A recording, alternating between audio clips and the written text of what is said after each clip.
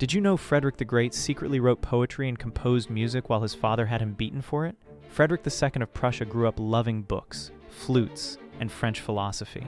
His father, the soldier king, saw all of it as weakness, so he crushed it, systematically.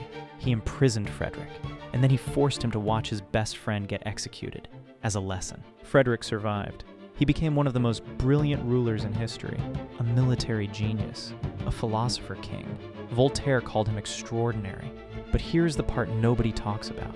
He never fully trusted another person again. He kept people at a distance for the rest of his life. The warmth his father tried to kill never fully came back. He won, and he lost, at the same time. The resilience story is real, but so is the cost. Strength built through survival is still real strength, but sometimes the fire that forges you also burns something away forever. That is worth remembering.